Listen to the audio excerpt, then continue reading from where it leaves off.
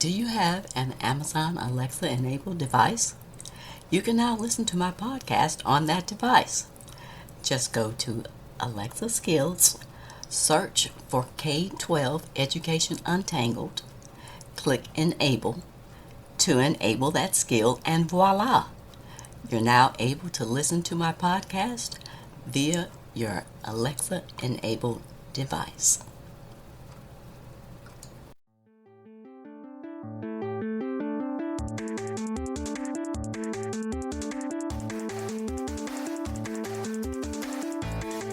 Welcome to another episode of K-12 Education Untangled. My name is Dr. Kim Fields, former corporate manager turned educational researcher and advocate, and I'm the host of this podcast. I got into this space after dealing with some frustrating interactions with school educators and administrators, as well as the micro-discriminations that I had as an African-American mom raising my two kids who were in the public school system. I really wanted to know how teachers were trained and what the research provided about the challenges of the public education system. If you're looking to find out more information about current topics in education that could affect you or your children and the practical actions that you can take to address these issues, then you're in the right place. In today's episode, I will review another book from the banned book list. This time, the book is The Hate You Give by Angie Thomas. The intent of this and other monthly book reviews is to examine, to analyze, and to investigate why these books were on the banned book list for K-12 public school reading. The main characters in this book are Star, Kenya, who shares an older brother with Star. His name is Seven. Star's father, Big Mav, is Seven's father. Kenya's mother, Aisha, is Seven's mother. The relationship intertwining of these two children and their parents was interesting, but the dynamic was real. Other main characters were Star's mother, Lisa, Star's uncle, Carlos, and Star's younger brother, Sakani. Star has two best friends, Maya and Haley, and a childhood friend, Khalil.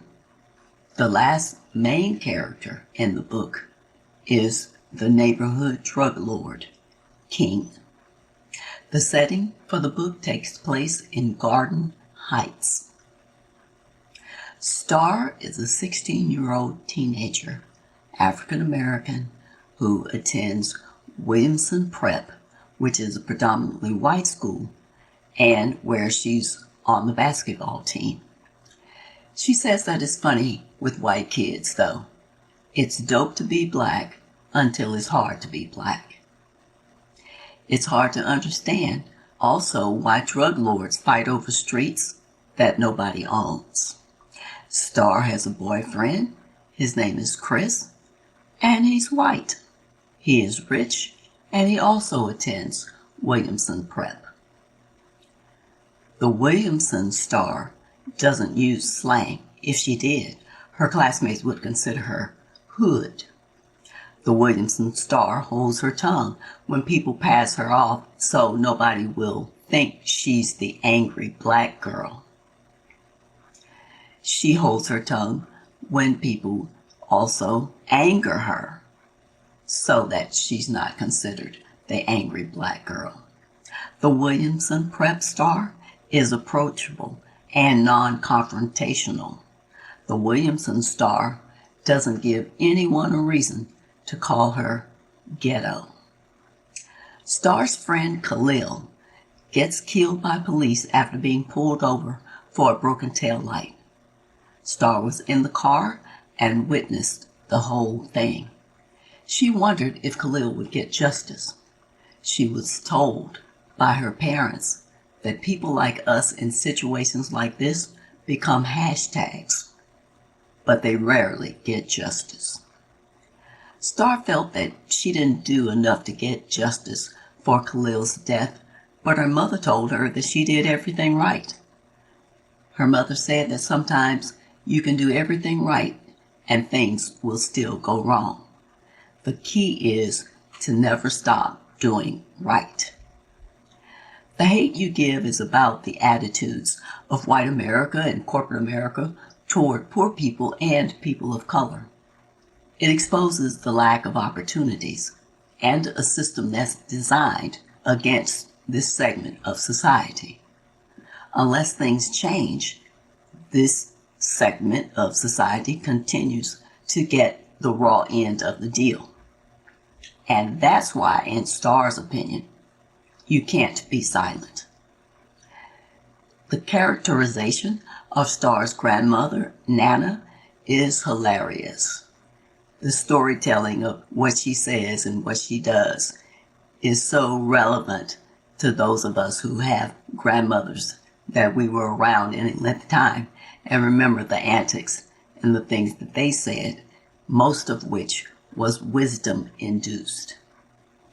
As Star listens to the father of the police officer who shot Khalil talking on TV about his son just wanted to make a difference in the lives of people who lived in Garden Heights, Star thought, funny. Slave masters thought that they were making a difference in black people's lives too, saving them from their, quote, wild African ways, end quote. It's the same stuff, just a different century. She wishes that people like them would stop thinking that people like her needs saving. Star's friend Haley is a racist who doesn't get checked. She doesn't think of herself as a racist, though, and Star says that's the problem.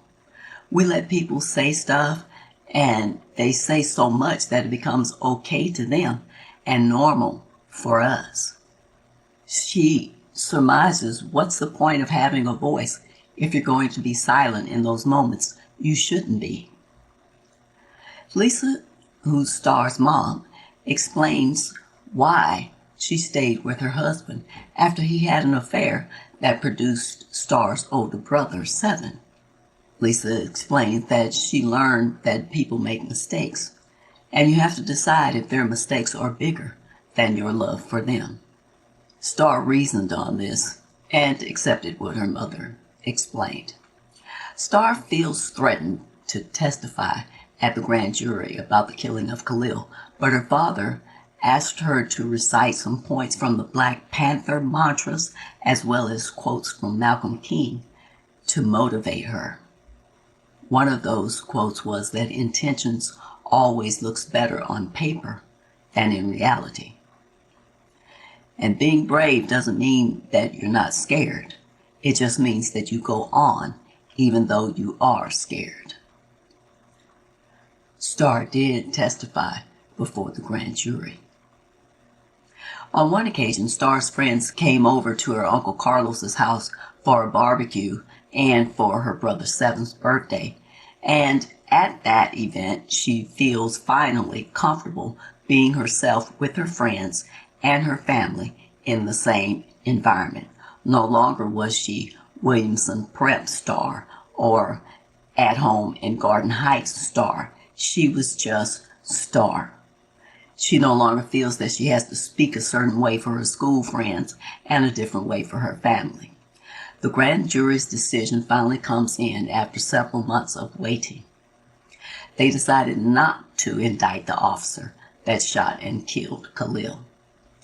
Everybody is angry, including Seven, Devontae, who was recently beat up by King because he stole $5,000 from him, Kenya, and especially Star. Chris, who's Star's boyfriend, was with them when they heard about the verdict, and he's angry also, but he doesn't really understand why the neighborhood, the community, and the gangbangers are reacting in the way that they are. The rioting and looting began. During the course of the rioting, King sets Big Mav's store on fire and basically destroys it. King and his boys watched the fire destroy the store.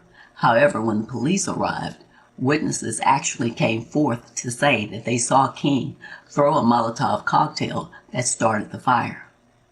King and his crew got arrested. The firemen do their best to save as much of the store as they can, although Mr. Lewis's barbershop, which he owns and is next door to the store, is partly destroyed by the fire.